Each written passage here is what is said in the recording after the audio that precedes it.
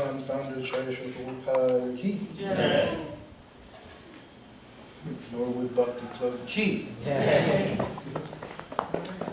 Talking only about reincarnation and the fact that we live after we die. So a friend of mine and I were talking about reincarnation, and there was one of our teachers. There's been some feedback here. Let's hear a ringing. Is there some feedback? Yeah, I can hear a bell. The echo. The echo, you know. Yeah, yes, echo. There's the echo. Sorry. No, it's okay. You're the tech master, right? No, you have to take small tilt slightly up. Oh. Yeah, I think because... How's that? Some complaint the volume was not good. It's good enough. You want to audible. Yeah. How's that? Yes. Yes, Yeah. and no ringing. Great, fantastic. Okay, so we were talking, my friend and I, about reincarnation. And it was one teacher, she overheard us. She was actually one of our English teachers, actually. So she was telling a story about how she had a friend, she was from England, and she had a friend in England who had a very, very severe reaction, not allergic reaction, but emotional reaction to down, feathers. You know how in the West they fill coats with feathers and down, and comforters, blankets are filled with feathers, goose feathers or something like that. So her friend had a very, very emotional, strong, negative reaction. She could not even, if she were sitting here and someone put a feather pillow behind her, she could smell it, she could feel it, and she could not stand being around feathers. And this was going on for some time. So they took her to I think it was either a hypnotist or a past life regressionist or something like that, to see what the problem was. And apparently, this unfortunate lady, they were able to go into her emotional past, and they had found out that in her past, she had actually, she was a soldier on a battlefield. Or she was a person on the battlefield, soldier on the battlefield. She ended up on a battlefield somehow. And she was gravely wounded, but she was not yet dying. And what had happened was as she was laying on the battlefield, vultures and crows were eating her alive. And this was the way she had actually left her body in a previous life, because she was covered in birds eating her alive. So that connection, that emotional connection to feathers, remained with her into this life. That's a more graphic example. I don't want to give the children nightmares. That's a more graphic example. But we can see this even in our own life. Many of us, we see our children have proclivities towards music. A child has a proclivity towards playing cricket. Some natural talent. Where does this come from? This comes from practice in a previous life. I do in the Boston Temple, I do many samskars, many different ceremonies for the growth of children and so on and so forth. The whole purpose of a samskar is to clear away any bad influences that they're bringing from another life, and to make new impressions. Samskar means an impression, right? And these impressions come onto the subtle body. There are two types of bodies. We have the physical, gross body, which we can see, feel, and touch. And then we have the subtle body. The subtle body is we call it the emotional body. In the Bhagavad Gita, it said it's made up of mind, intelligence, and ego, identity. We won't go so much into that, but there's two bodies. There's a gross body, and then there's the subtle body. The purpose of a samskar is, when I do these ritual samskars in the temple, it is to clear negative impressions on the subtle body. Because this body is new, fresh, right? We get this from mommy and daddy. But the subtle body is always there from life after life after life. So when I do samskars, it's to clear as much negative impressions on the subtle body as possible, and to make new, positive, spiritual impressions on this new life that this living entity is taking. So that's how the samskar works. We take impressions from one body to another. So now we come to today's topic. Who are we? If we're taking impressions from one body to another, who's taking these impressions? Right? That's the key. That's the real, the mystery of our identity. Because we recognize we're not the body. That is fairly easy to understand. But where do I get this ability to play musical instruments? Where do I have this, why do I have such a negative reaction to bananas? I can't smell a banana. Something happened in my past in a previous lifetime where, I don't know, maybe I drowned in a banana. I don't know. There's something in the past where a banana is not something I appreciate. Where did this come from? My mother said, you never liked bananas. You were 3 months old, I was trying to give you something, I could not give you a banana. Completely rejected. Why? Because there's an impression from a previous life. So we carry these impressions, Now the whole purpose of spiritual life is to get rid of these impressions. The reason why we want to get rid of these impressions is because there is a true spiritual identity that does not have all these negative impressions. There are some good impressions, playing the piano is a good thing, but there are many negative impressions. What we want is we want the pure goodness, right? We don't want the negative. So in order to shed the negative, we have to understand who we are. What's our real identity? So that's the purpose of any particular spiritual process. Any yoga process you investigate, any religious organization you investigate, the principle is always to come to something spiritual, beyond the material, and as much as possible beyond the subtle. So the question is if we peel away all these layers, what do we get? Pardon me.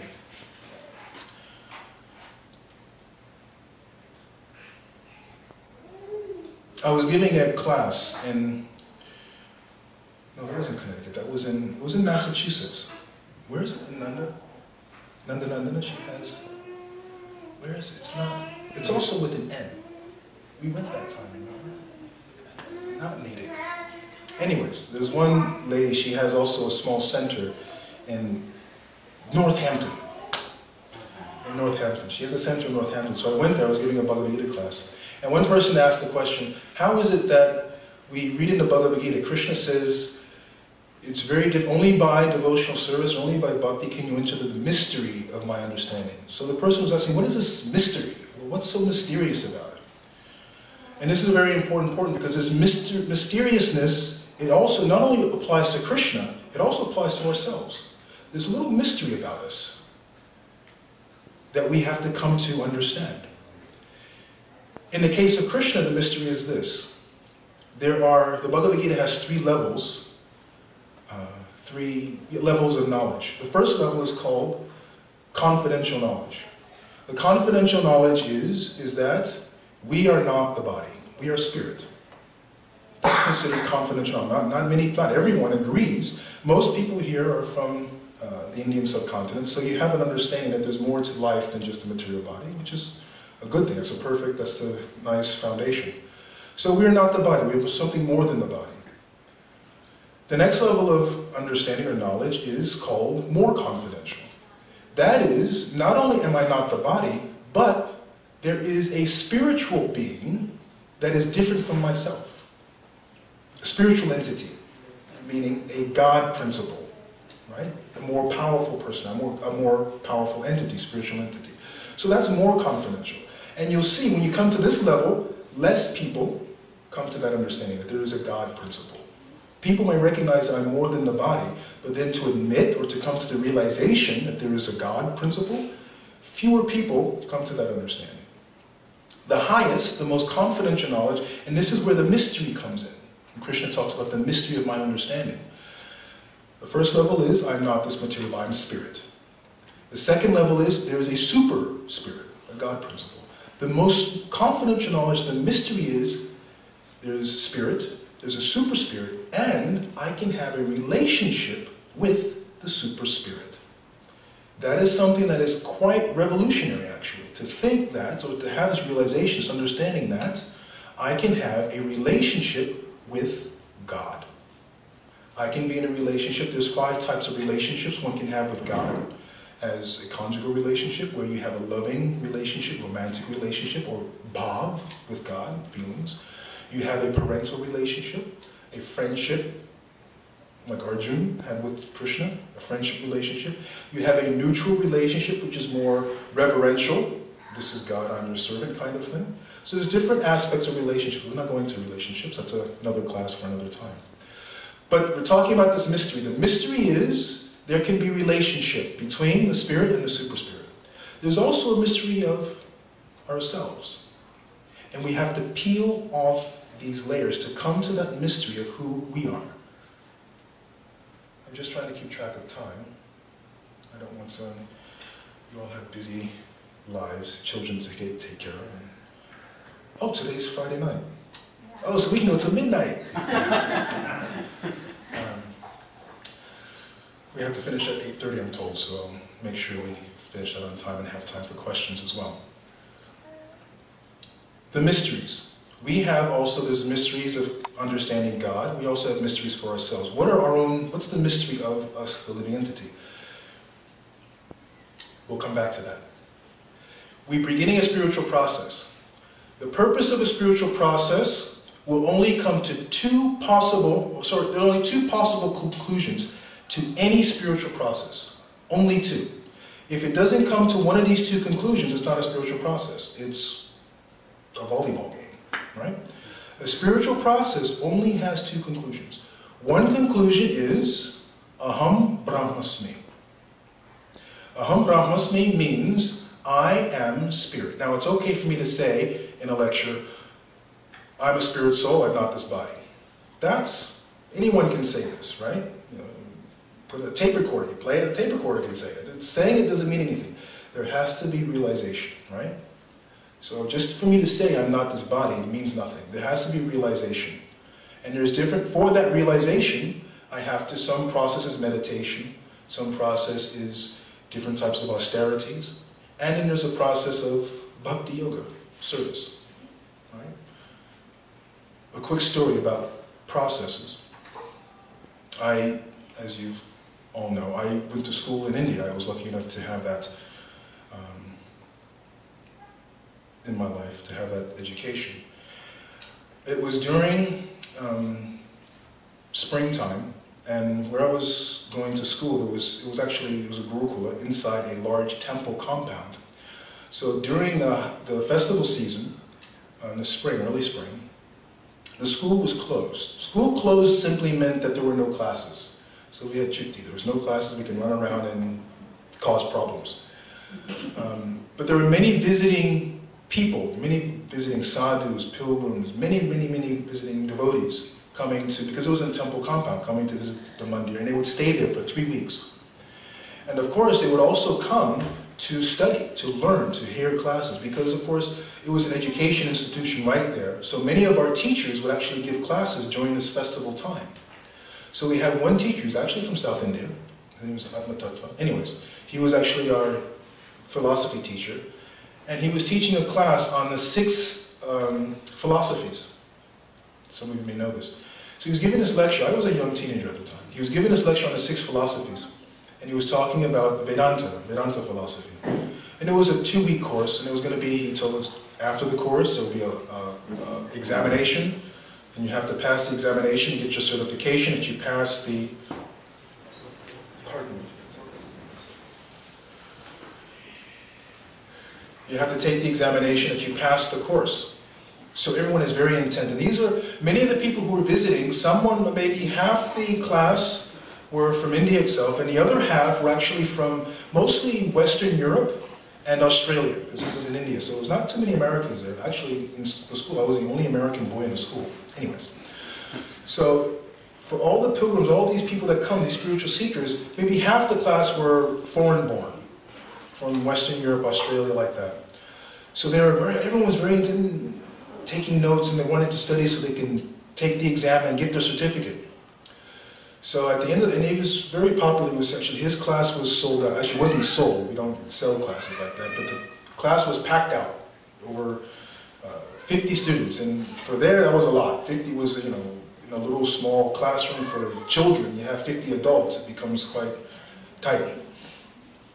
So it came time for the exam. And the teacher, Atmatattva, said, okay, so now, this is the exam. Everyone was very excited. Okay, pens, papers, ready to take the exam.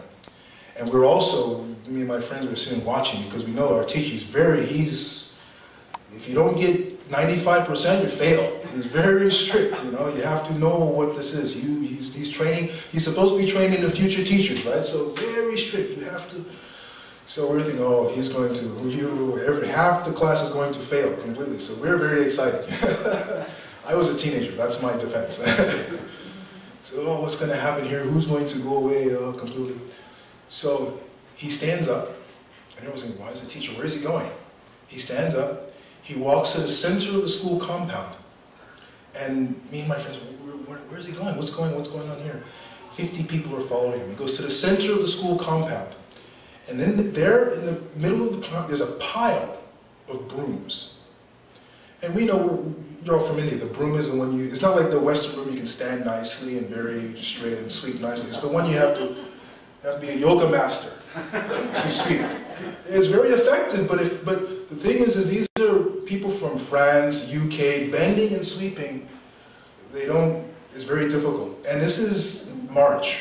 So they come from UK in March. There's this much snow. And they come to India and it's 90 degrees.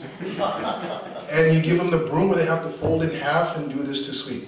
So they're looking at this pile of brooms and he says, everything you learned in class, all this about Vedanta, you will not realize anything unless you can serve. That was one of the strongest lessons I learned, is if you do not serve, all that you have learned is just theory.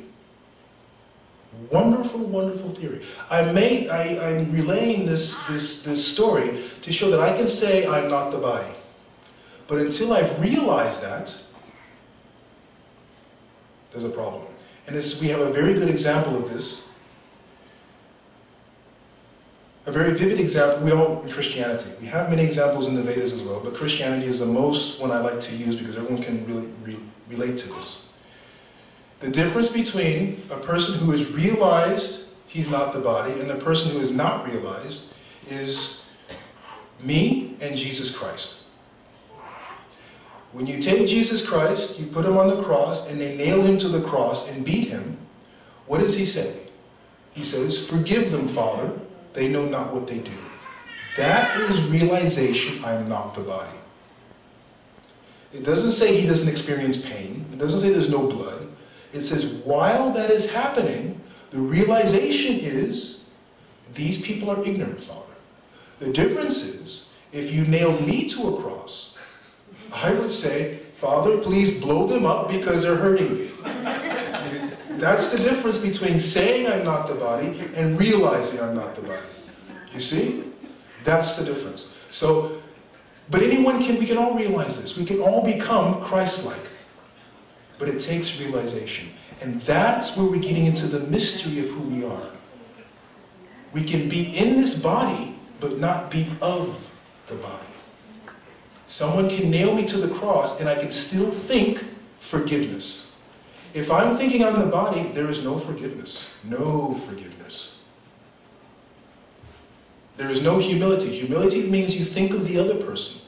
If someone's nailing me to the cross, I'm not thinking that Daryl has a toothache. I don't care about his toothache. The problem is, get me off the cross. Jesus Christ is standing there. He's being nailed to the cross, but he's thinking of their forgiveness. Not me. Father, not me. Them. Take care of them, because they're ignorant. That is realization. That's the difference between realization, I'm not the body, and Mahavishnu, me sitting as I'm not the body. It's not I'm telling you now, I'm saying theory. Realization is not there. But now we have to come to realization, right? We have to come to this understanding, this realization, I'm not the body. That's that first level of realization. Remember in the beginning, the very foundation, realization, I am not the body.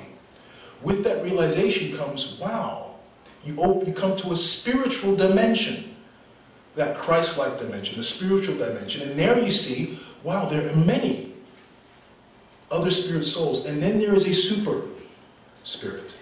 There is a God principle. That also takes realization. For me to say, yes, there is God, it means nothing. I have to have the realization. Anyone can say there is God. But to realize God is not an easy thing. There's a nice story, and I was reading Srinivas Prabhu's children. We were at the house and we were reading Mahabharata, the Pandava Kurava, the war. And it was a different story, but this is a story from the Mahabharata to illustrate this point. about realizing God and saying there is God. There was Arjuna, you know the story very briefly, the Pandavas and Arjuna, the fighting. Krishna went to be a messenger for Yudhishthira, right? He went to Duryodhana and says, please, no war, let's just give them 5 villages. Give them 5 villages, no need to have this whole war and destroy everything. Give them 5 villages, the Pandavas will go peacefully, they'll have their 5 villages, they'll grow rice, whatever. And Duryodhana says, no, absolutely not. In fact, he calls the guard, arrest Krishna. This is not realizing the God principle. Here you have Krishna, Supreme Personality of God, whom everybody else has recognized as God, and Duryodhana does not see that you cannot tie God with ropes. That's no realization. Seeing, but no realization. So the realization must also be this. So we have the realization that I'm not this body, I become Christ-like. There's a realization that I can see the God principle all around me. That's a realization. And then the highest, the mystery, is I can have a relationship. And that's when we come to, we see Arjuna. Arjuna is, we read in, I encourage you to read the 11th chapter of Bhagavad Gita, where Krishna shows the big Virat Rupa, the universal form. And Arjuna says, I knew you were, the Supreme, but I didn't know you were like this. And I was just having a friendly relationship, a close, intimate relationship. That's the relationship that we can have with God. And that's what's the mystery, that's the secret. That is the topmost secret, is that we can have Krishna be our chauffeur. That is a very hard concept for us to come to. Now, I can say it, but it has to be realized. Not anyone, Krishna is not going to have me, he's not going to drive my chariot. Who am I, right? Krishna is going to drive the chariot of the person with whom he has a relationship. It's a loving relationship. That's the nature of the whole purpose of Bhakti Yoga. Bhakti means love. When we have a loving relationship with someone, we will do anything for that person. So now, who are we? Let's come back to the topic at hand. We are, we're talking about a spiritual process. One result of a spiritual process is we come to the realization, I am not the body. And that's a very important realization. I'm spirit. There's a spiritual realm. There's a spiritual dimension. I am more than this body. I am more than not only my material body, I'm more than my subtle body. There's a material body, there's a subtle body, and this all covers Jiva, the soul. We are the soul. The soul has no impressions. The impressions are on the subtle body, the mind and intelligence. The soul has no material impressions. The soul has 3 qualities. It's eternal, full of knowledge, awareness, and it is a reservoir of happiness. We like the third one, don't we? The soul is a reservoir of happiness. Those are the 3 qualities of the soul. A wonderful place to have a realization of. I'm eternal, I'm always aware, I'm always cognate, I never die, and I am the very embodiment of love and happiness. Those are the qualities of the soul. But what happens is we take on a subtle body, and we take on a gross body, and we begin to identify and act in this way. So who we are the soul. So we have to strip off the conditioning, the impressions that we brought from so many other places.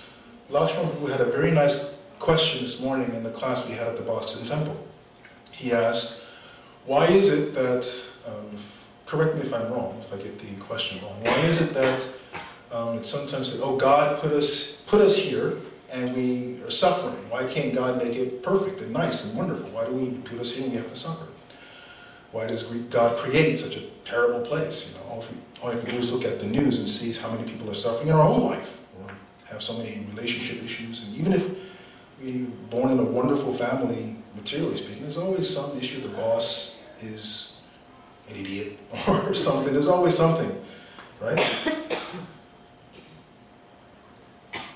The understanding is that God did not create this. We did. We created this. We chose to create this. A father is telling his grown-up son, please come and work in the business. I have a multi-billion-dollar business. You can take over. You can do whatever you want. Well, not whatever you want, but you can, everything is taken care of. Please join me in the business. And the son says, no, no, no, no. I want to make castles in the sand. I want to make castles in the sand. Are you sure? Please, I want to make castles in the sand. I want to make castles in the sand. You're not a child. I put you through MIT, Harvard, and I want to make castles in the sand. I want to play with, the sand bucket. So what does a father do? You want to play with sand? There is sand. Right? The father did not put the child in the sand, his son in the sand. It is so much the desire to do its own thing that he does not go and work with the father. Right? This is not the perfect example, but you get where I'm going. The natural propensity of the soul is not to be in a sandbox. Our natural propensity is not to be in this world. This world is created because we wanted to play here. This world is a direct result of our creation. The problem is that we're not very good at creating. We don't think of long-term results. All you have to do is see how much we're destroying the planet to understand that we're not very good at long-term thinking. We're not very good at what we do. They're constant mistakes. We've created the world we're in today. If we listen to God's plan, we would be in the company working with God, creating so many wonderful things, right? So it is not so much why did God create this. This world is a product of our desire. It's very important to understand as we come to the mystery of who we are, in truth, in reality. The way to come to, and now we're coming to the second result of a spiritual process. The first result is coming to the understanding that I am spirit. I'm a spirit soul. That's called aham brahmasmi. That's the first, result. The second result is not only am I spirit, but aham daso smi. Aham daso smi means to serve, servant. In America in particular, we don't like to hear the word servant. Servant sounds like, it's low, it's like, you want to be the master, and someone can serve me. That's an unfortunate misconception. Service requires love. You cannot serve, not for very long, if you do not love the person.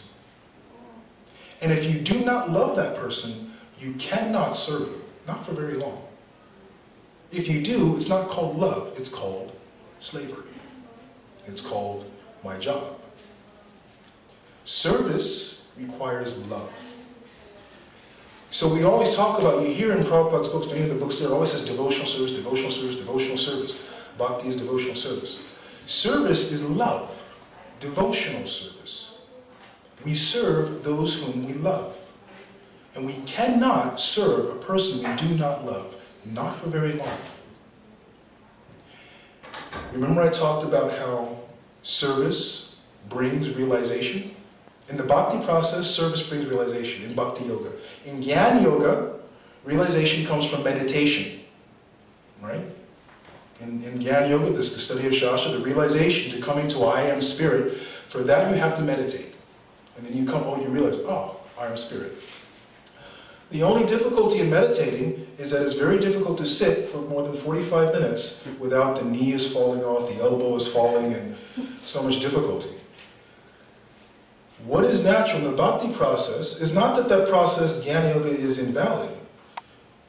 Before Jnana Yoga, you have to start with Ashtanga. You have to be able to sit properly for hours on end without backache, this ache, without hunger, without thirst. That's why there's pranayama, asana, all these things, so that we can sit and meditate for 6 to 8 hours and then get up and not have a problem, not be invalid, right?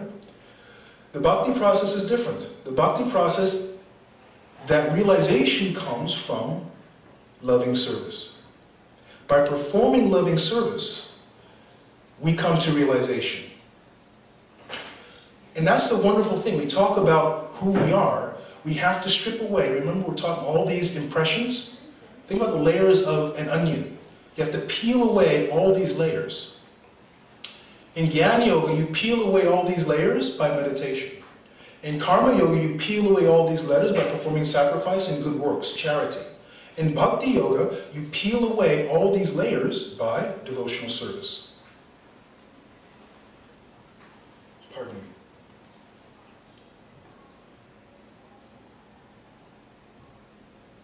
Love. Devotional service is voluntary. That's the very nature of service. And even though in the English concept, in our language, service has a negative connotation, a negative feeling, in the Bhakti concept, to be a servant is actually an elevated state.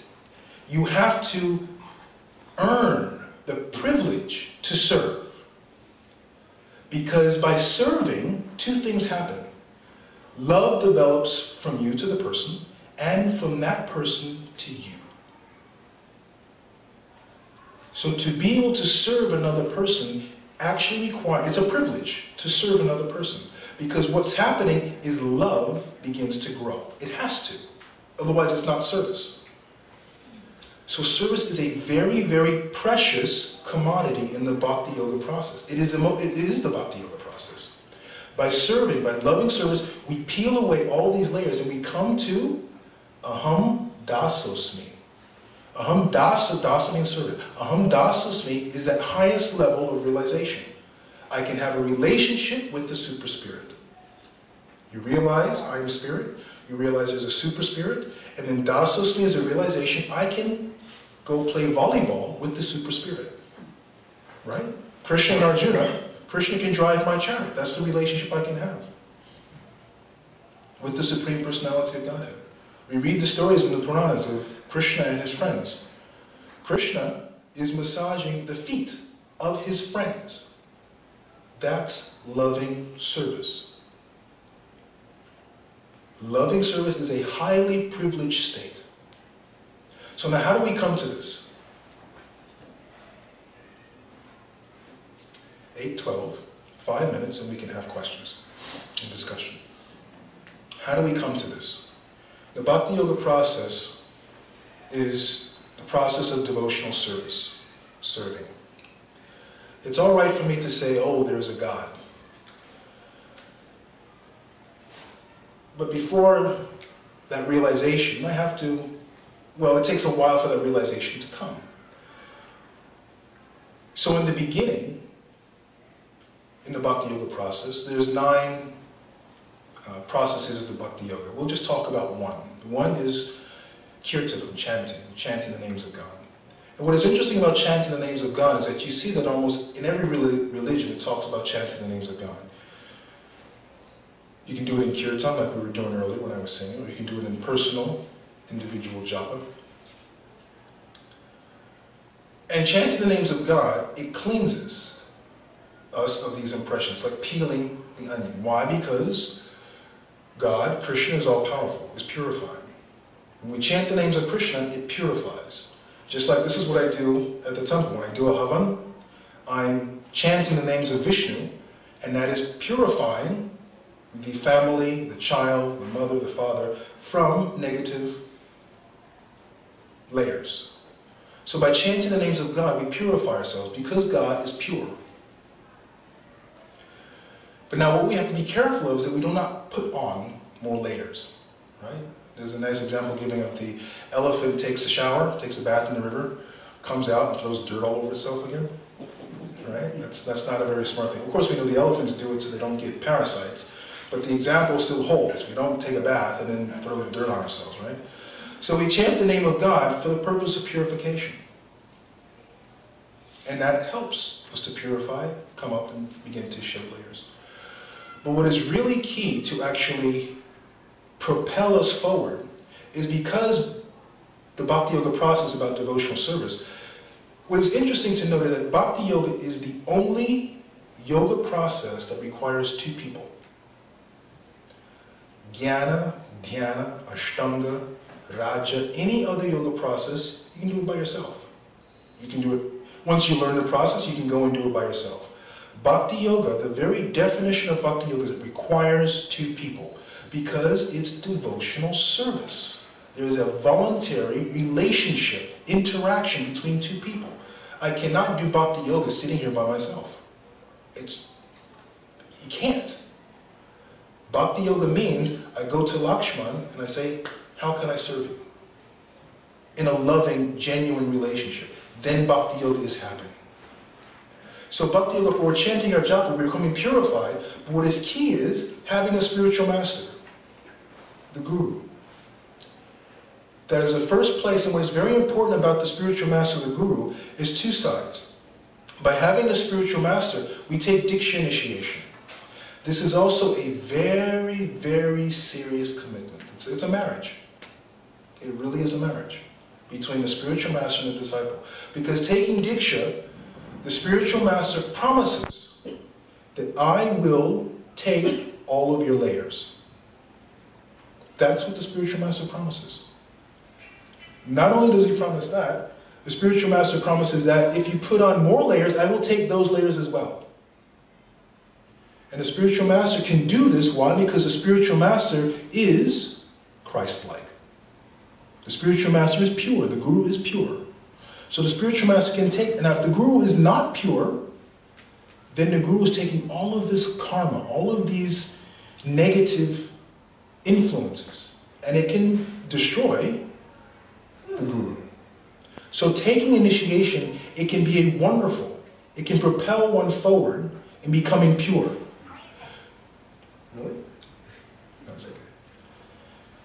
On the other hand, it is a commitment from ourselves. We do not want to give all of our garbage to the spiritual master, right? The spiritual master comes in, here, take my garbage out, right? It's like inviting someone to your home for the evening and say, here, can you take my garbage out? That's not the relationship with the guru, with the spiritual master. No, it's a commitment to develop a loving relationship in service and serving each other. It's just like the marriage. We know in the Vedic marriage, we know that the husband, and it's a very strong commitment.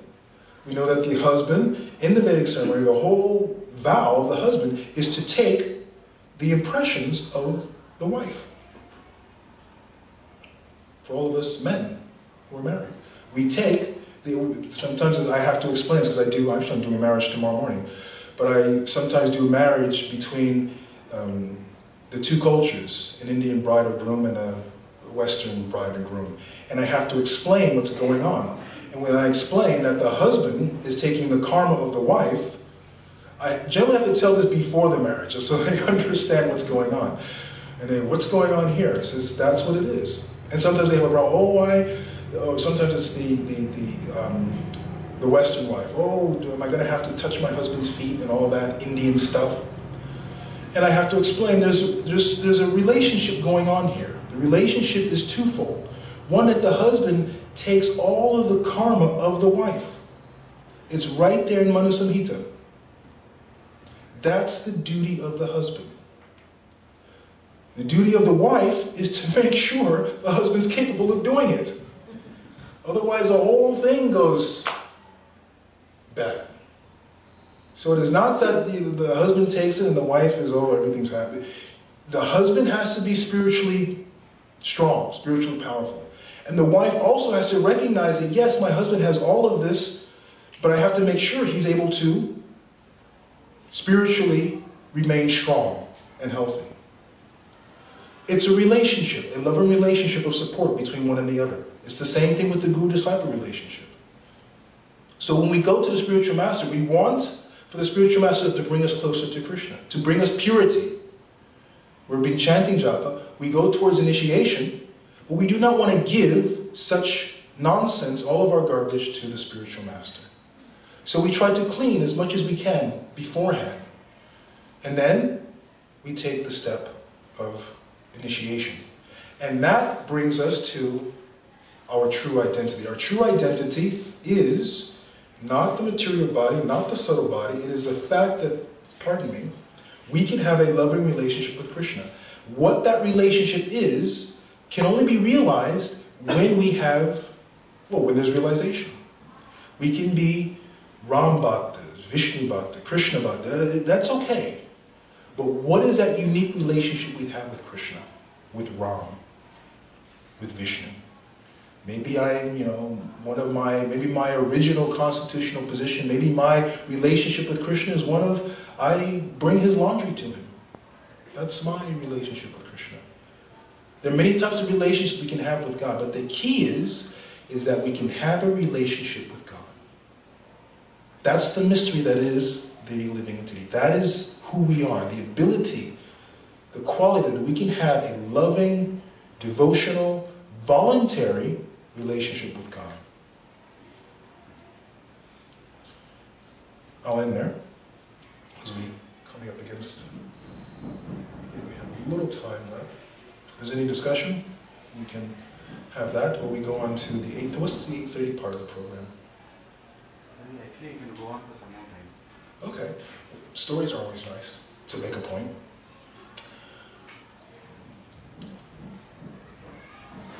We want to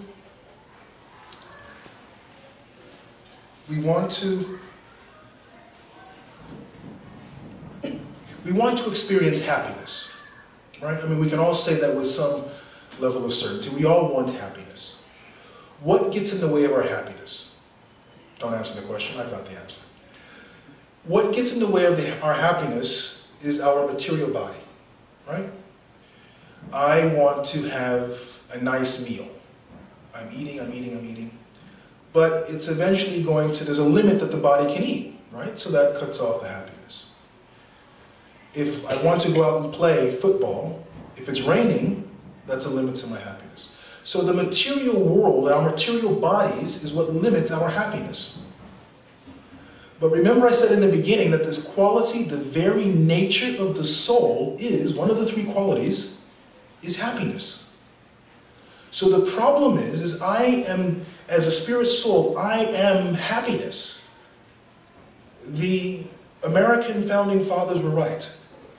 The pursuit of happiness is our inalienable right. They were absolutely correct. As spirit souls, that's who we are. We are the embodiment of loving happiness. The problem is actually we put on a shell that limits our happiness. I want to go see a movie. If I go to the movie, and I was giving this lecture a couple weeks ago, I go to the movie and the projector breaks, my happiness is cut. I go to the movie and the director does not know how to make a movie, this is useless, my happiness is cut. You see, so my happiness, my experience of happiness is cut by my body.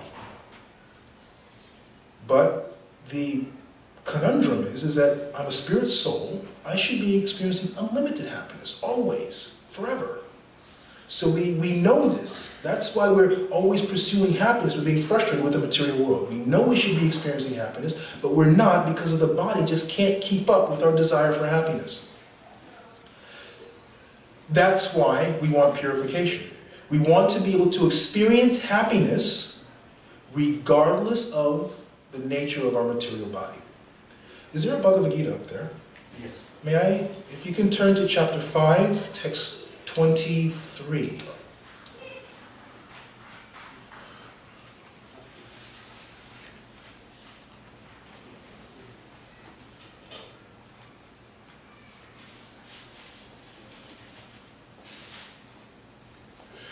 If we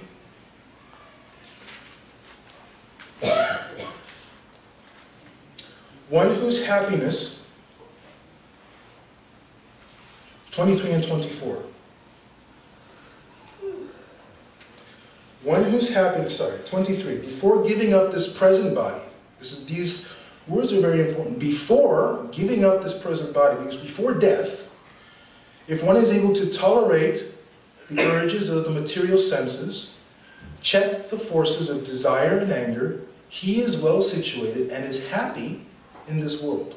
So we can be happy in this world before death. But what is really telling is the next verse, 24. One whose happiness is within, who is active and rejoices within, and whose aim is inward, is actually the perfect mystic. It's inward is where our happiness resides, not outward. We can carry our happiness within. That's when we have realization of the soul. If we do not have realization of the soul, then I'm going to the movies for happiness. I'm looking for my happiness out there. But when I become spiritually realized, I become Christ-like, I realize I'm a spirit soul, then I'm in touch with who I am, my real identity, which is happiness. I cannot help but be happy, because that's who I am. So we have to turn our realization inward. That's why we're peeling away all these layers. We're trying to get to who we are. A wonderful topic. Thanks, Srinivas, for he's not here. A wonderful topic. We all want to be happy. The reason why we do not experience happiness, extended periods of happiness all the time, is because we have a material body. Happiness is not out there. It's right here. There's a nice story of, I can't remember where I read it. A man is coming home, and on the way, walking up the path to his home, very dark, he's fumbling for his keys in his pocket, and he drops his keys. He hears them drop, he knows he dropped his keys, but he keeps walking to his doorstep, some meters away, some yards away. He walks to the doorstep, and above his front door there's a light shining right in front of the doorstep. So he's looking around under the doormat, in the flower pot, looking around, checking everything, and his neighbor says, "Oh, hey, what are you doing? What happened?" And the man says, "Oh, I lost my keys." And the neighbor says, "Okay." And the neighbor comes and helps him. They're looking under the doormat, looking in here, there, around where the light is. And the neighbor says, "Are you sure you lost your keys here?" And the man says, "No, I lost my keys back there." So the neighbor, why are you looking here if the keys are back there? "Oh, but there's no light there. The light is here, so I'm checking here." That's what we're doing. You see, we're making fun of poor Jack, but we are Jack, in that we're looking for happiness, not where it is. Our happiness is way back there, but it's in the dark. We don't know it. It's in a place where we're not familiar. Going to the movie is a $10 ticket. That I know how to do. I have the wallet, go to the ticket, and nice, Tom Cruise, Amitabh, very nice. That we understand. That's looking for happiness in the light. Because familiarity. We see it, we understand it. Oh, this is a doormat, this is a this is a car, this is a house, this is a movie, this is pizza, this is idli, dosa, sambar, and we play here. The problem is that, let's introduce two terms, thank you. Let's introduce two terms for the sake of this discussion. Happiness and gratification. All right, we have happiness on this side, we have gratification on this side. Gratification, there's a famous saying, money does not buy happiness.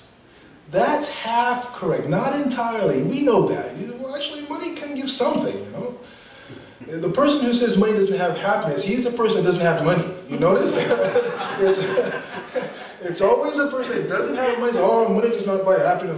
Very philosophical, you know, and buying the scratch ticket. And money doesn't buy happiness. We know there's something a little more to that. This is what needs to be added. Happiness, gratification. Money buys gratification. Lots of it. Lots of gratification. Right? Houses, cars, movie tickets, everything. You can solve so many problems. Gratification, lots of gratification with money.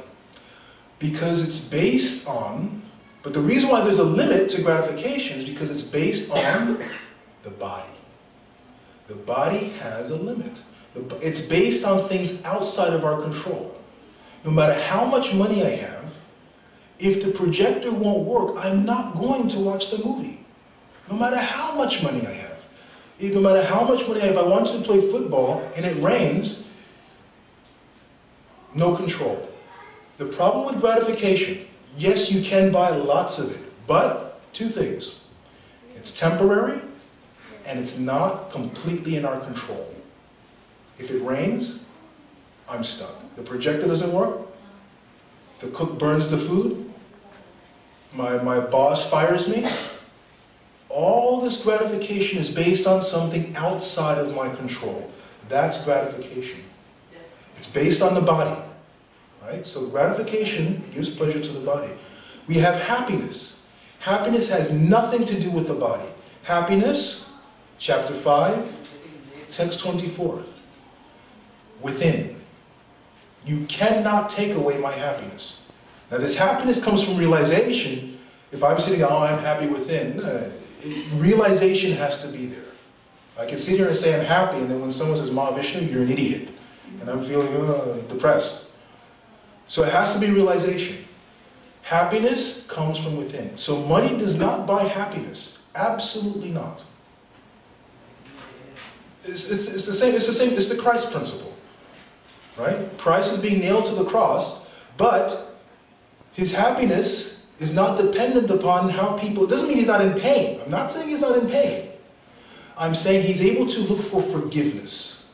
That means his understanding, his realization is steady. It's not dependent upon something outside of his control. Pontius Pilate, the Roman person who is causing all this problem, the Romans and the soldiers, they're outside of Jesus' control. But still he can forgive. Why? Because he is situated with him. So we want to be, now it doesn't mean that, oh, I've got to give up my wife, I have to give up my car, you don't have to give up anything. Because it's irrelevant. It's not that you should go get a new car. It's not that you should give away your car. The car is irrelevant. It's not that you should give up the wife, give up the husband, or you have to find a wife or find a husband. The wife or husband are irrelevant to the ability to experience happiness. Krishna says this in the Bhagavad Gita. Arjuna is saying, I don't want to kill my family. And Krishna says this, your happiness is nothing to do whether or not your family are alive or dead. Now what is interesting about this is that it does not mean, if we read all the various Vaishnav Bhakti yogis who wrote songs in the past, they're always saying, where are these songs of some songs of mourning? Where are my friends gone? It doesn't mean that the devotee does not yearn or does not grieve for the passing of a friend. It's just that the devotee knows that I may not have the association of this person now, but my ability to experience happiness has not gone away because my family member has passed. I can still grieve. I can still miss my brother because my brother has passed. But it doesn't mean, the realization is, I know I can still experience happiness. So it is actually the person who is spiritually realized that can grieve properly. Because a person who is spiritually realized recognizes that my brother is not the body, he's gone on to a better place, and his passing does not affect my ability to be happy. So I can miss my brother, that's okay. That's just an emotion. So Christ is being nailed to the cross. He's feeling pain. But still, there's forgiveness. Nowhere do I know does it say that Christ does not feel pain. I'm not familiar with the Bible, but as far as I know, it does not talk about that Christ was sitting there like Superman and nothing was happening. The consciousness was correct. The realization was there. So that's what we want. We want happiness. We mistake gratification, externals, for happiness. Now, it's very important we understand, it doesn't mean you have to give up anything. In fact, many people falsely give up, and Krishna talks about this in the Gita. He says, do not falsely give up. Because that's what Arjuna wanted to do. He was thinking, oh, I should just go to the forest and do Om. Krishna says, you go to the forest, do Om, you're going to go there and pick a fight in the forest. You are a warrior. That's what you do. You're the best warrior in the history of the world. You are a righteous king. You will always want to protect the innocent no matter what. If you go to the forest and do Om, something's going to happen there. You're going to pull out a bow and arrow and start shooting. Do your duty where you're supposed to do it. So don't give up what you're supposed to do. That's not the point. Whether you use a bow, don't use a bow, technology, job, this, married, 3 houses, 0 house, irrelevant.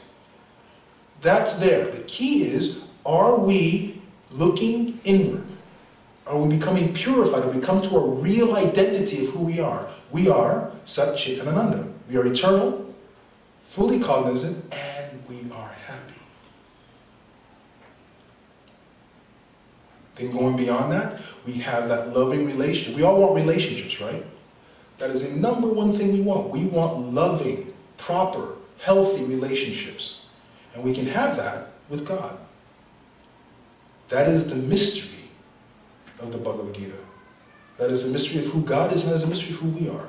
Once we peel away all of this externals, we can have that relationship with God. Anything else to share? Mosquitoes are starting to come out. Gotten 1 or 2 nice ones. Yeah, I have a question. Certainly, yes. Where do we draw the line between spiritual happiness and material happiness?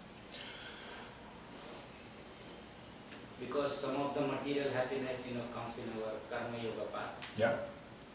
So, And sometimes, that's a very good point, and sometimes we're performing a spiritual process and we're getting happiness from it, so is it spiritual, is it material?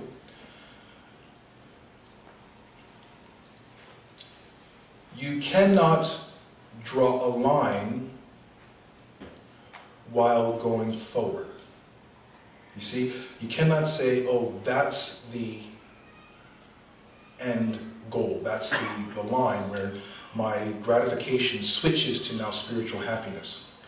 What happens is there's a progression, a natural progression, and the line is not, you recognize that you're not on a material plane when you're past it, when it's no longer in effect. You see, you don't recognize it going forward, but once you've gone and you look back, you say, oh, that's what that was. I'm no longer interested in that. There's a great South Indian acharya, his name was Yamunacharya. And he was, I don't remember the commentary, I think it was his commentary on the Bhagavatam. But he wrote, when people speak to me about the joy of having relations with the opposite sex, I am not at all interested. In fact, I find it distasteful. There are several other quotes of that nature when saints are writing about their philosophy, their realizations, their understandings. They write things of that nature. Now that I turn and look back on, Bilva Mangal Thakur was another great saint who wrote similar things. He was a particularly involved materialist. When he became spiritually mature, he wrote, when I look back at the things I did in the past, I think, how could I have even had a taste for those things? So you don't recognize it going forward, like, oh, once I get there, I'll be free of it. But you look back and you think, my God, I used to do that? It has no taste. So I wouldn't call it a defined demarcation between one and the other, especially because I haven't reached that stage myself. But it is from what my readings, my understandings, and what I was taught, is that as we become more and more purified, and purified does not mean giving things up. That's a very, very big misconception. It has nothing to do with giving things up. Becoming more and more purified means having more and more of a taste for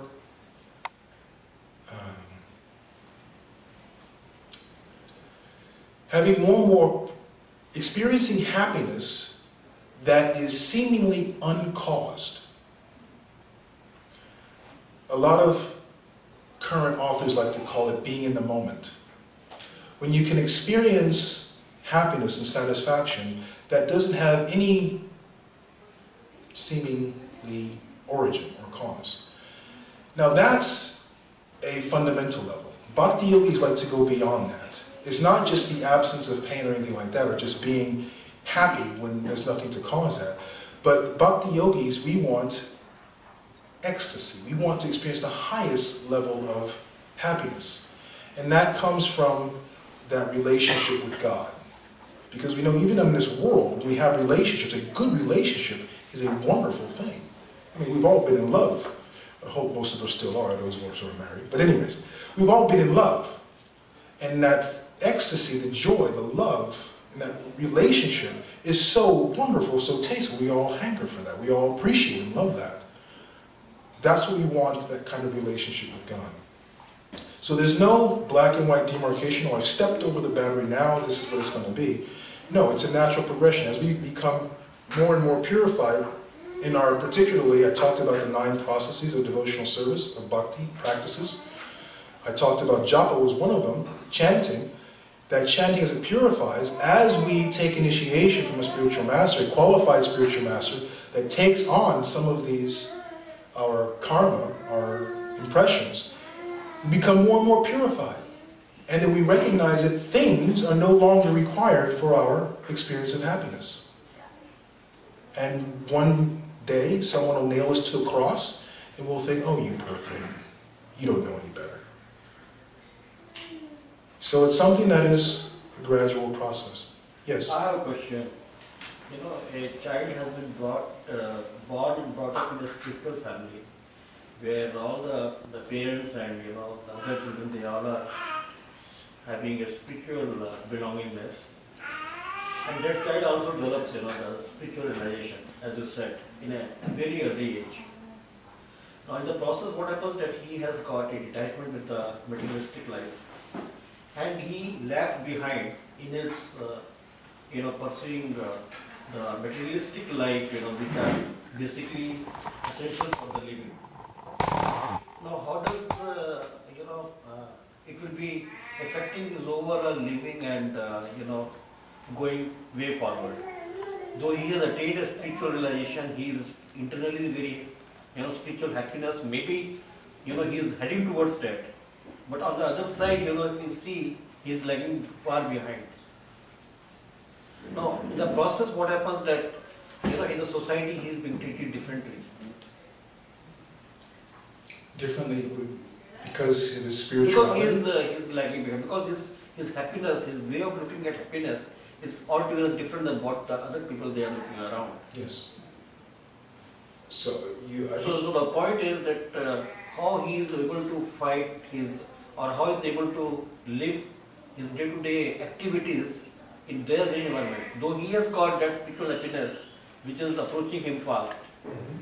But nevertheless, these are essentials for living. So how does a person function in a day-to-day world though he or she is of spiritual maturity? Is that the question? Absolutely. Very good. With difficulty. Well, that's there, but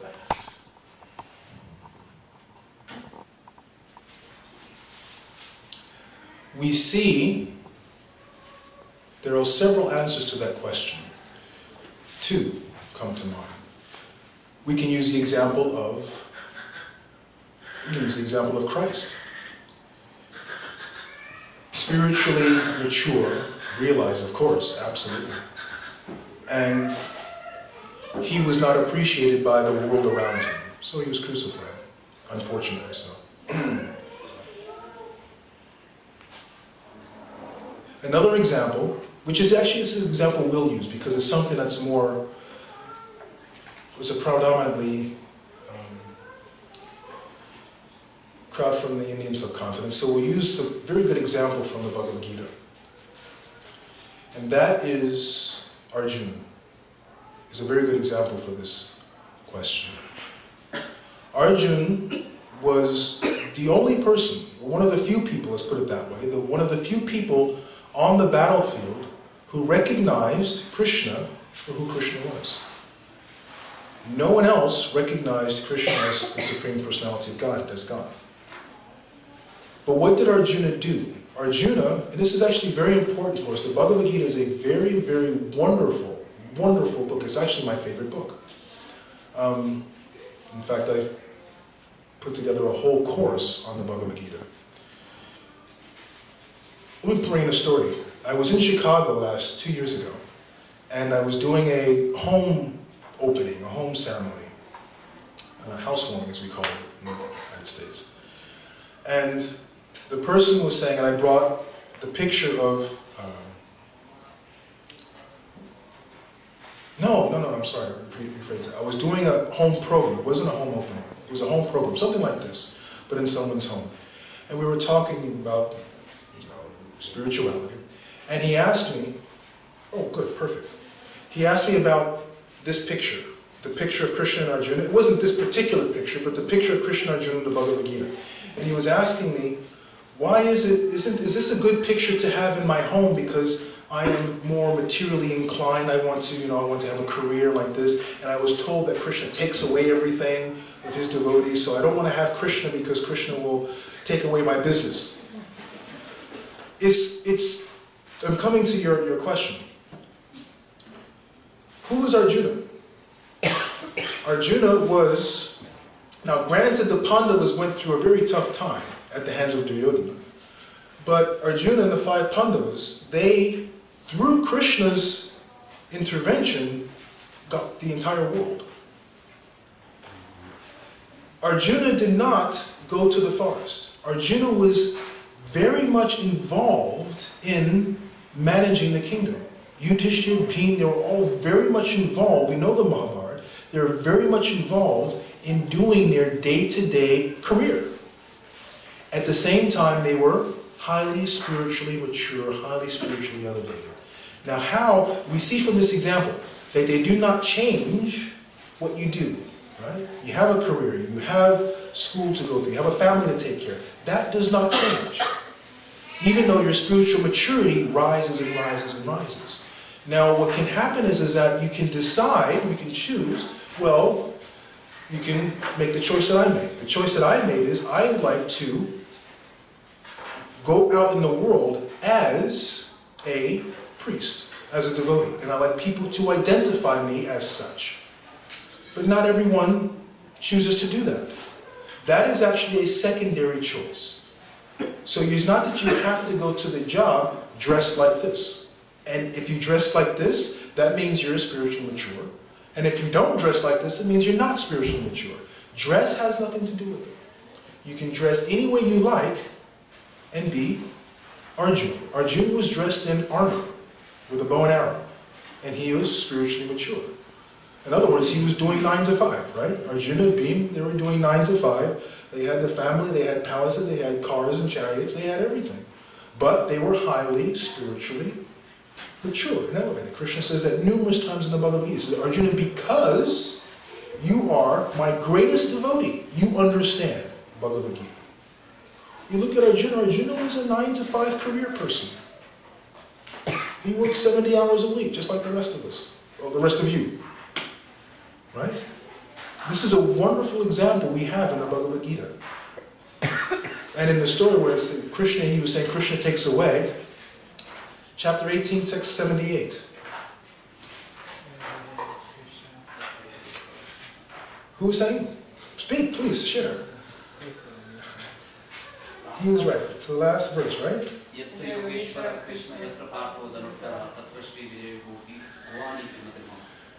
Tata Shrir Vijaya Bhuti Dhruva Nitir. Right? Wherever there is Krishna, the master of all mystics, and where there is Arjuna, the supreme archer, there will always be opulence, victory, extraordinary power, and niti, morality. Krishna does not take these things away. But these things are irrelevant. They're irrelevant to our ability to experience happiness. They're irrelevant to our relationship with Krishna. If we have $1 million, we can have a relationship with Krishna. If we have 10 cents, we can have a relationship with Krishna. It's irrelevant. So we can carry out, all we have to do is follow Arjuna's footsteps. Do our 9 to 5, go to school, get our degree, and be spiritually advanced and mature. So it can be difficult, depending on, coming back to exactly your question, it can be difficult depending on time, places, and circumstances. I was fortunate, I was born, my mother was involved in Krishna consciousness before I was born, so I was lucky, my sister as well. But you see two different paths. My sister did not want this for her life. I did. She had a very hard problem. Before I was going to India for school, I was 10, my sister was 13 or 14. My mother saying, we're all going to India, we're going to the Gurukul there. The girls didn't have a Gurukul, but there was a school there, and I was going to go to the Gurukul. A Gurukul is a, what's a Gurukul? Boarding school, a religious boarding school. I'm going to Gurukul, and my sister's going to a girls' school. My sister was a teenager at the time, and teenage girls in the United States are they're their own species. Forgive me. Forgive me, Father Ayush. If my sister hears this, I'm in trouble. So she was a teenage girl. I was very happy. Oh, going to India. For me, it was a whole, because anyways.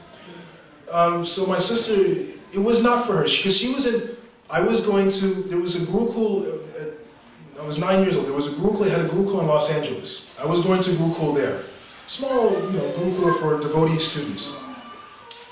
She was going, but they did not have a school for girls in Los Angeles, so she was going to a Karmi school, an outside school, a regular public school. And she was dressed in the sari and like this and everything, and it was very difficult for a teenage girl in the United States very, very difficult. So it was unfortunate that was put upon her, and it was not done properly. So that's there.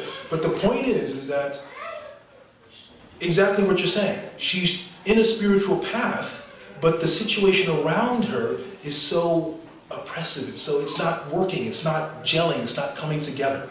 So unfortunately for her, she took another path. And I took a different path. For me, I was different. It was just different. This is who I am, this is what I do.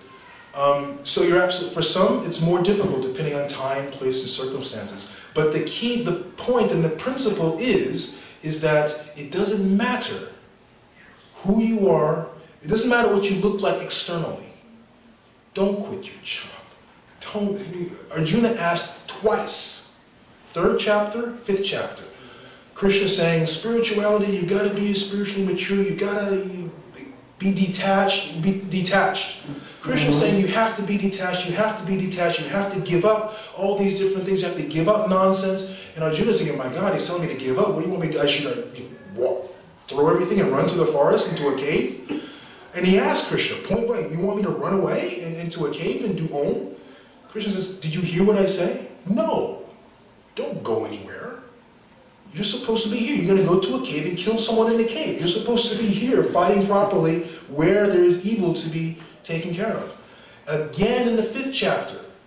In the 4th chapter, Krishna says, transcendental knowledge. Transcendental knowledge. Gyan. So Arjuna thinks, oh, I should go back and get my postdoctorate. I should go back to college and study. Because Krishna is saying gyan, knowledge, all the spiritual knowledge. So Krishna says, no, I told you, you don't have to go anywhere, stay here, but just raise your consciousness. So it's not about the externals. The externals can cause a problem, like in the case of my sister. She was not properly, she's a teenage girl, what does she know? So the externals can cause a problem, and that's why we have a guru. One of the key reasons why we have a guru, because a guru can recognize, no, this is change this, change that, to help us mature.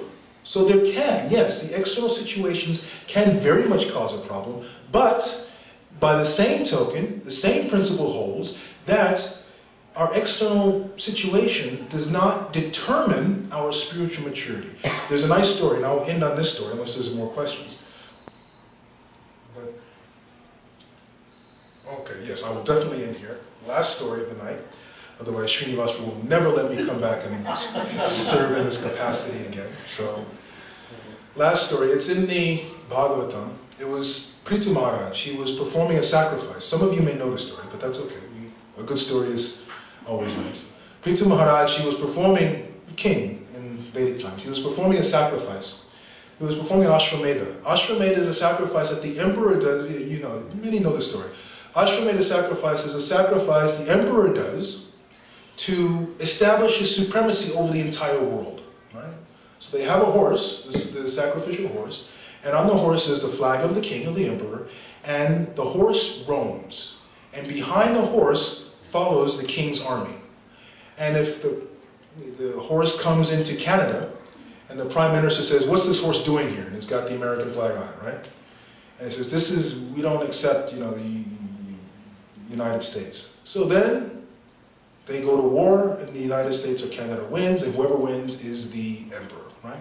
Or, okay, they can take the horse and say, okay, well, we won't take the horse, but we will pay taxes. So it is a way of subjugating the entire world. So this is what the emperor used to do in that time.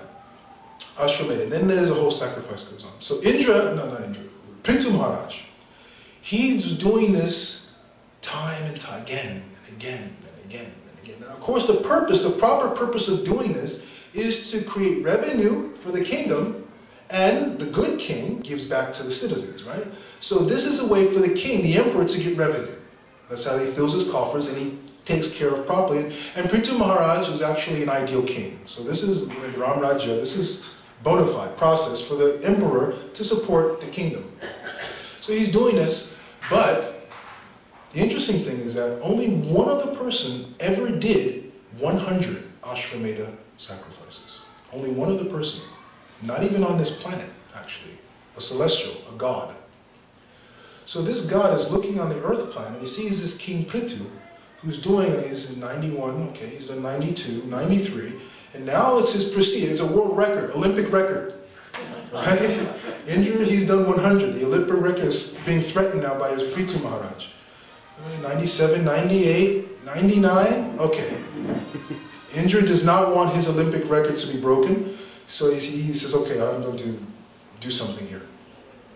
He changes dress, and he dresses in a sannyas, a priestly robe, with the saffron, and he's carrying the stick like a priest, like that. And he goes to the sacrifice where it's number 100, right? So he's disguised, he's making himself invisible. This is a Harry Potter invisibility cloak. He makes himself invisible, and he grabs the horse. And being invisible, he sneaks away with the horse so that Prithu Maharaj cannot finish the sacrifice. So his Olympic record remains the same. So he's going. So the king is wondering, Prithu Maharaj, where's the horse? Where's the horse? We need the horse for the sacrifice. He cannot complete. Long story short, another sage in the ring, he understands that Indra is causing problems here. And Indra, he's flying away with the horse, and he tells Prithu Maharaj's son, there, you see, there's Indra, he's taking the horse. So the son of Prithu Maharaj, he goes after Indra with the bow and arrow to get the horse back, and he sees it's a person dressed in priestly robes. And he's saying, you cannot kill the priest. I mean, it's a priest, you know. And the other sage is saying, no, this is Indra, this is not, take the horse. He's wearing falsely robes. He's cheating. So the son takes the horse back and comes back. Indra does this 2 or 3 times. Tries to start, and Indra comes sneaking with the priestly bishop robes and everything, and he takes the horse. Back and forth this goes. The purpose of this story is that the cloth, the externals don't matter. It's the spiritual maturity of the person. And in that commentary, Prabhupada, our spiritual master, in that commentary, he says, this is where cheating religions began. Yeah. People dress in a robe, and they're just cheating religion. And the problem is that, and the example is the son, he saw what's going on, but he could not understand it. He saw Indra dressed like this, but Indra's stealing. He could not understand it. And it took the guru to tell him, no, this is wrong. Don't be fooled by it. So it is not about the dress. I'm wearing a dress does not indicate the level of my spiritual maturity. You're wearing something else. It does not indicate the level of your spiritual maturity. The dress is irrelevant. to end on a happy note, my sister is now, she actually calls herself a Hindu. She has a Facebook page, and it says religion, Hinduism. So she's come back. It took some time because it was a very unfortunate situation in her early life. But she's very much, and because we grew up together in Christian, so she remembers all the songs. So she has me send her links to YouTube songs that she likes to hear. So that's very nice. Last question and we'll end. Oh, why I took this question, because this question always fights within, Yes. the person. Yes. Because we need more enlightenment on this.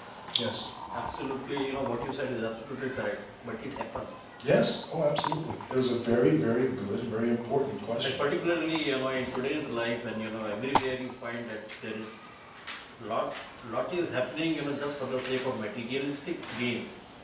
It Yes. becomes much more of a, importance. Yes, absolutely. Absolutely. To recognize that spirituality is more than just an external dress and how to deal with that. Let's go to, like Srinivas was here, if he's looking at me with intense. No.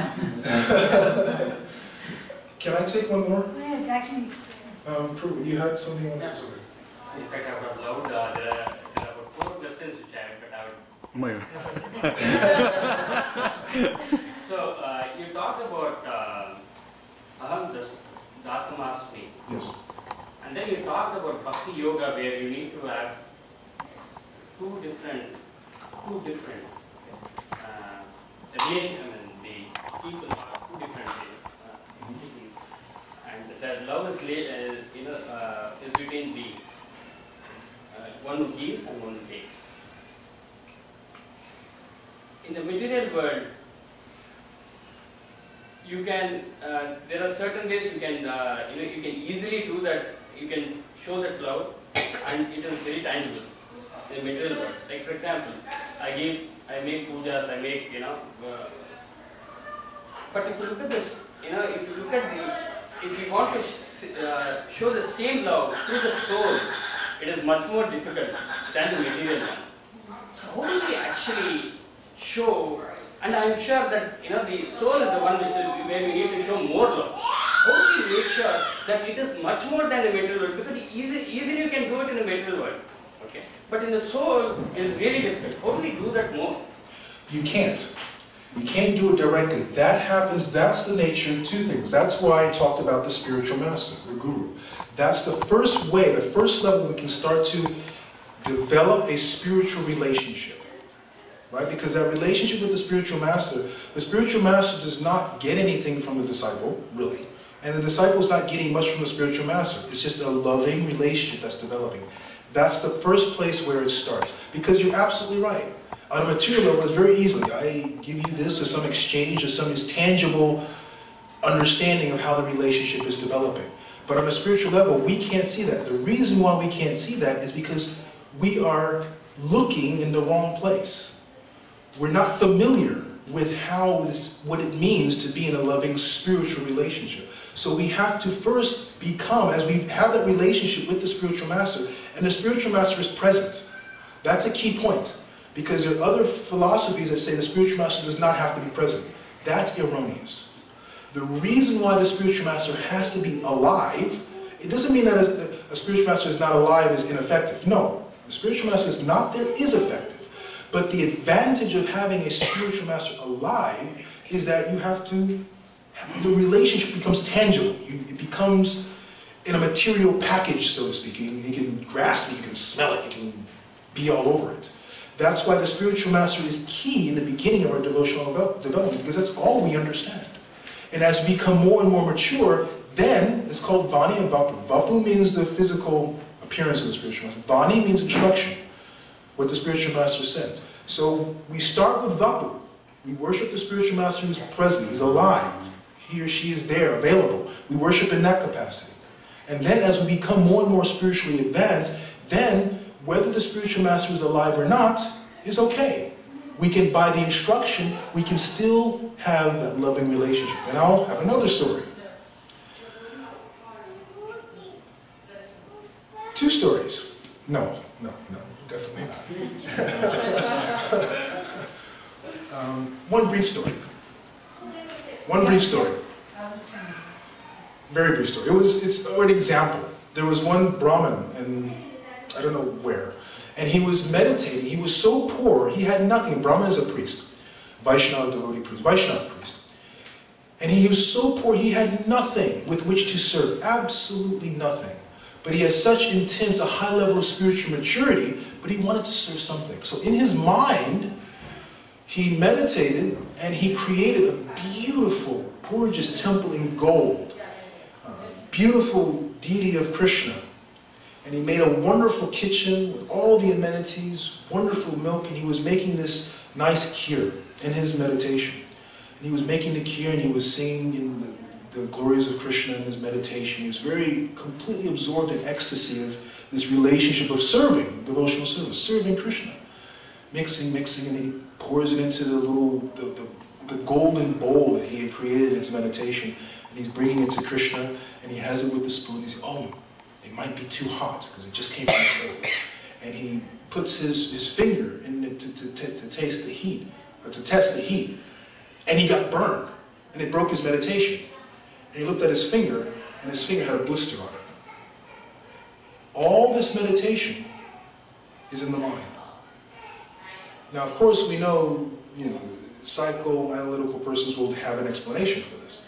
But in the understanding of devotional service, we recognize that it doesn't matter. The physical, when we get to that stage of realization, the physical is irrelevant. It's the the spiritual maturity that is the key.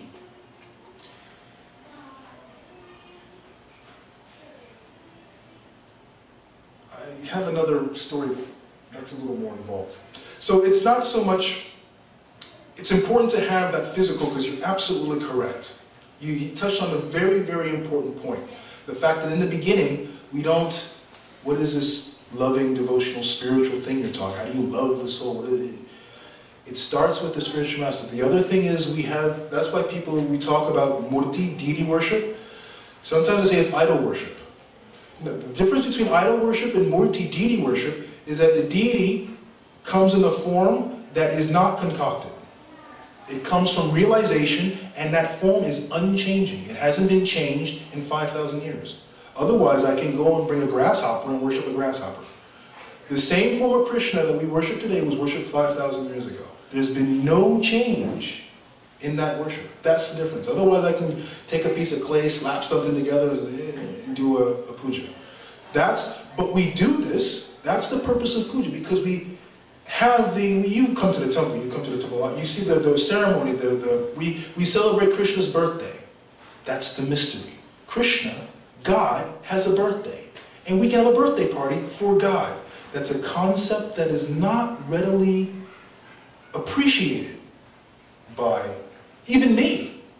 Even me, I've been doing this for 37 years. It's not, I wouldn't say I don't understand it, but it's something that I have to remind myself. We're having a birthday for God. We're making a birthday cake for God. And we're going to sing happy birthday to God. Not in English, but we're going to have this birthday for God. It's something that takes getting used to. It takes maturity. Prabhu, you had a question? Yes. I'm going to stretch my legs a moment, and if others need to stretch as well, please do so. You see, that's why yoga is not always sitting for 8 hours in meditation.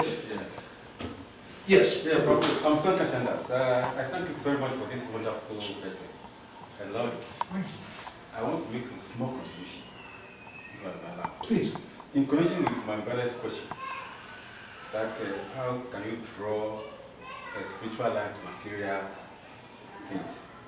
Now, Prabhu, I want to close your eyes, close your eyes, open it.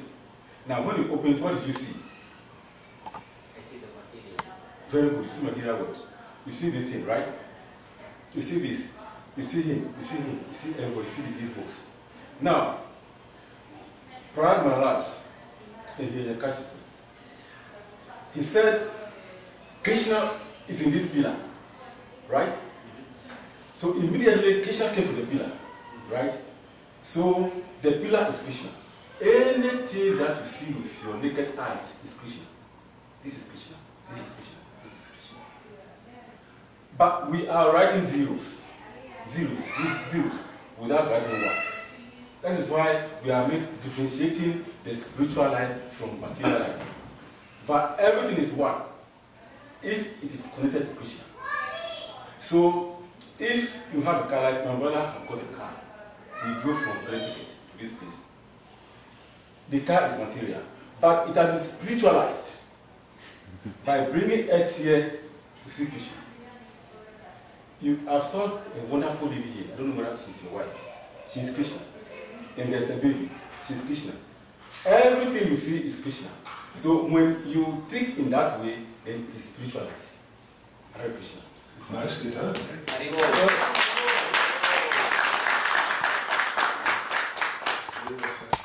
Yes. Prabhu? We have as much time as the audience. Let's do it this way. If you want to get up and walk away, please feel free. I will not be offended.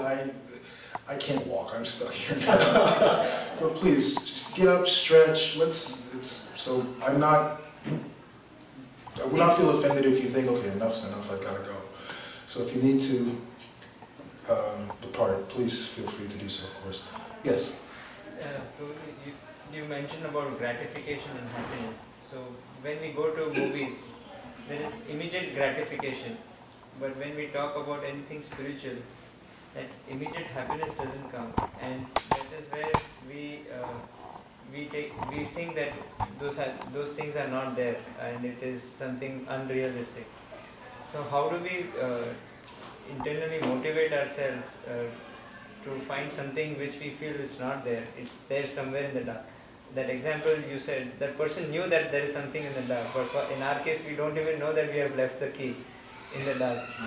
So we don't even know, but on the other hand, that gratification is immediate and so attracting that why not? I'm getting gratified. So what will motivate me to go do something which is not giving me an immediate gratification? Very good question. Motivation to, you have immediate gratification, and you have something that is not, you don't get that immediate taste, that immediate gratification. That's why you and I are in the minority. It literally is true, because gratification is instant. It only when we recognize, we come to the realization that some say it may sound a bit, well, you have to suffer enough kind of thing. Not suffer enough, but there was one argument that this is where religion comes from. Religion comes from humanity as a whole recognizing that there's something more to life than gratification. We begin to see that I'm just gratifying, I'm just gratifying, I'm just gratifying. There's got to be something more. Krishna says this, and this is leading to your point. 4 kinds of pious men, that's chapter 7, text 14, if anyone wants to have references. 4 kinds of pious men, pious persons, begin to render service. In other words, begin a spiritual process. Those who are distressed, right? They're distressed, they're not getting their instant gratification. They begin a spiritual process. The desire of wealth, the person who wants wealth, so they worship to try and get the gods or Krishna to bestow upon them. The inquisitive, a person who is just curious. People talk a lot about God, and you know, so what is going on? And he who is actually seeking, the person who is actually seeking knowledge of the it's more than just curiosity. Curiosity is there, but this person is beyond curiosity. It's I'm seeking to understand this, not just to is it or is it not. I'm seeking to understand this, the science behind it, the nature of this. So these 4 persons come to a spiritual process, or choose to take up a spiritual process. Now what is interesting about this particular verse, previously in 7:13, that was 7:15, 7:14, Krishna says 4 kinds of people do not make that step. And he lists 4 persons who do not make that choice. And if you read those, let's read 7:13, 7:14, and 15. Yes, sorry, 7:15 and 16. These are the 4 people who do not make the choice to take up a spiritual path. Those miscreants who are grossly foolish, they just don't know any better, who are lowest among mankind, who partake, whose knowledge is stolen by illusion, and who partake of the atheistic nature of the demons do not surrender to me. It's the third one. Those whose knowledge is stolen by illusion. That is, those whose knowledge is stolen by, I can get instant gratification here. That's an illusion. It's gratification, but it's out of your control and it's not eternal. So what you're getting, yeah, it's some taste, but it's not eternal. That's an illusion, thinking you can always perpetually get that. So there are people, there's, well, 4 types of people who do not make that choice to go towards a spiritual process. And there's 4 types of people who do. Now, of those people who do, then we come to, oh, pardon me, forgive me, I know this is kind of disrespectful to show the bottom of my feet, but I'm no longer 16, so I have to stretch the limbs a little bit. Forgive me. Those who take, sorry? You can sit on the chair probably. Honestly, I actually like the floor. It's just this one, I play soccer, so last Saturday, my legs are exhausted, so just need a little stretching, I'll be fine. I actually like sitting on the floor. Taste. Those who begin a spiritual process, we want a taste, right? We want to be able to experience some gratification, some happiness. Now, sometimes that taste is not always there. Sometimes it is, sometimes not. I was having this discussion about taste in the temple several weeks ago, and one Mataji was saying, yes, I love the taste. There are 8 stages, 9 stages in coming from the beginning of Bhakti Yoga process to pure love of God. There's always pure happiness and pure love. 8 stages. Stage number 6 or 7 is a stage called Ruchi. I think it's number 7. Ruchi means taste. This taste is when it's not just in the beginning, in the first stages, we can like. Honestly, I like being there. I like the process of devotion. I like getting up. Let me rephrase this. I was going to say I like getting up at 4 o'clock in the morning. No one likes getting up at 4 o'clock. No. The getting up is a problem, but I like being at Mangalarti. I actually love it. And I'm not saying that my taste is spiritual, but it's an activity that I do like. Many spiritual activities I do like. But what Ruchi is, this taste, is when I choose, I have so much taste for this spiritual activity that it supersedes anything else. No material gratification can persuade me not to engage. For example, if I had a particularly late evening the night before, my bed will persuade me to stay in bed, and I would not go for Mangalarti because the gratification of being in bed is greater than the pleasure of Mangalarti. So the key is when we come to Ruchi, we have a taste that is so strong. That's spiritual taste. That's spiritual taste. Now to come to that spiritual taste, we're definitely going to end here. Now to come to that spiritual taste, many things have to happen, but there are, and this is what we don't like to hear, there are things we should do, and there are things we shouldn't do. Now, in America, the things that we shouldn't do, the United States is a rebellious, it was birthed on rebellion. It was born out of rebellion. So doing things that you don't want to do is not the American way of life. You do because you may have to, but the American way of life is doing because I feel like it. If it feels good, do it. That was Pepsi-Cola, right? If it feels good, do it. That was their slogan. That's the American, and that's the capitalistic, that's the material way of life. We do things that we want, we feel good about. What was my point? Oh. So we hear about, well, there's things we should do to get this taste, and there's things we shouldn't do. Daryl here runs marathons. Almost weekly. 10-miler, 12-miler, 20-miler. He did something called a tough mudder, where it's a 10-hour race where you're crawling through mud and just. In training for that, there are things you do, but there are also things you don't do, right? when he's preparing for the race, he doesn't stay up late at night eating cake and ice cream.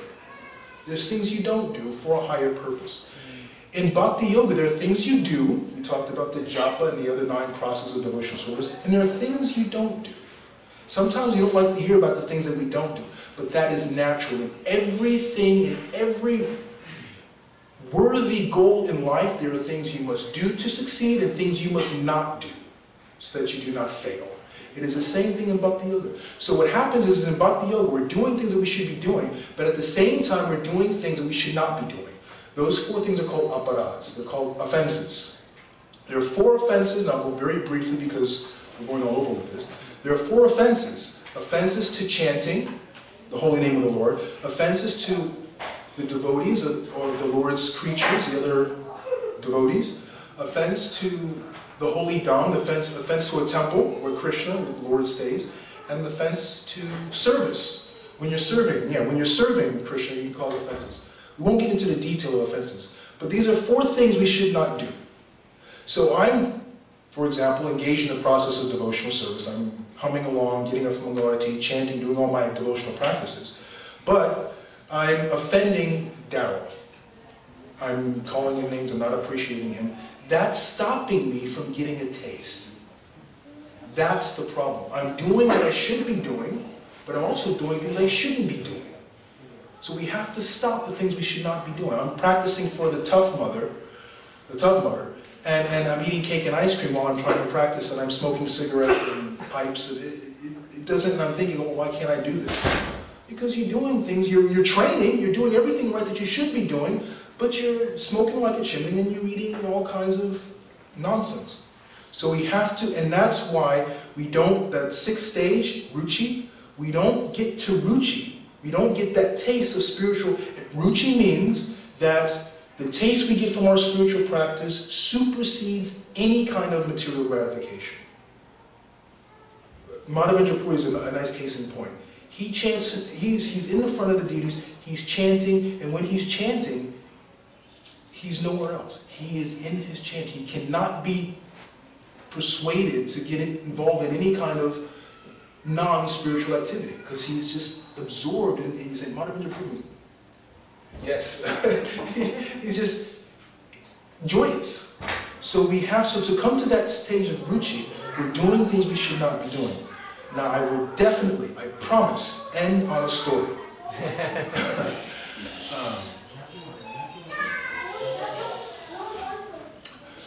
Offending devotees. There was one, I believe it was one of the 6 Goswamis. Those of you who may know who the 6 Goswamis are. There was one Goswami, elevated saint in Vrindavan, in a place of pilgrimage in India. And he was meditating on the bank of I think it was Radhakund, in a holy body of water.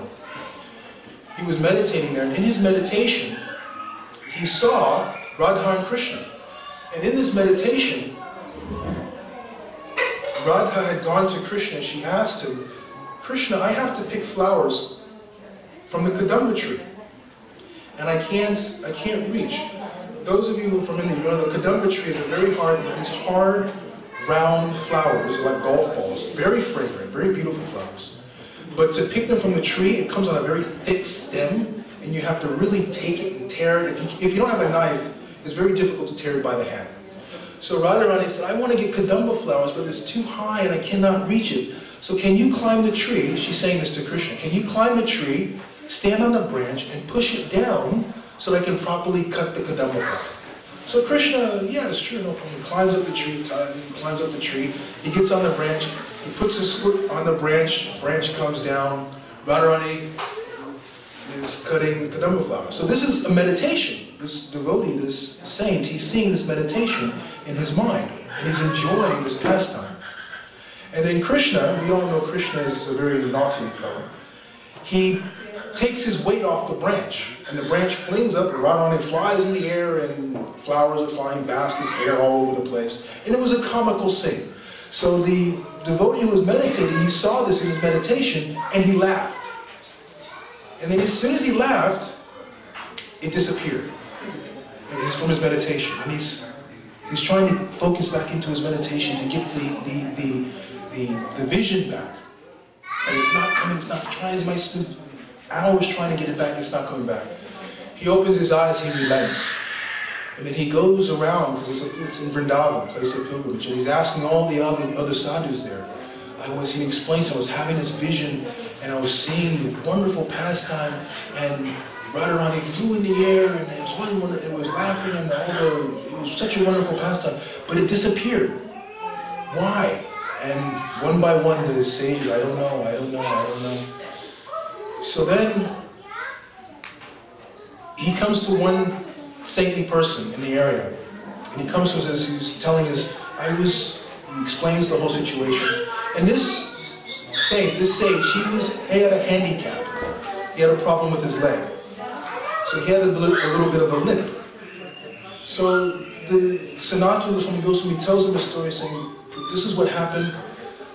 Can you explain to me what may have happened? And he said, well, actually, no, I didn't understand, but I remember when this happened earlier this morning. I was actually taking a bath right in front of you, and I was trying not to disturb you. I was taking a bath there, and because of my limp, I slipped and I fell into the water. And when I fell, I came out, I was choking and sputtering, and you were laughing at me when I came out of the water.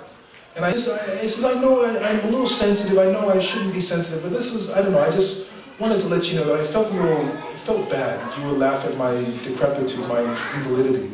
But I'm sorry, it doesn't matter. Sanatana Goswami understood what it was. It was the offense. Because this saint was also a servant of the Lord. If someone disrespects my daughter, what am I going to do? Right? We do not appreciate when our children fight amongst each other. So this is why offenses are very, very important to avoid, because they get in the way of our experience of devotional service. Shri Krishna Bhagavan Ji Ki Jai. Sorry,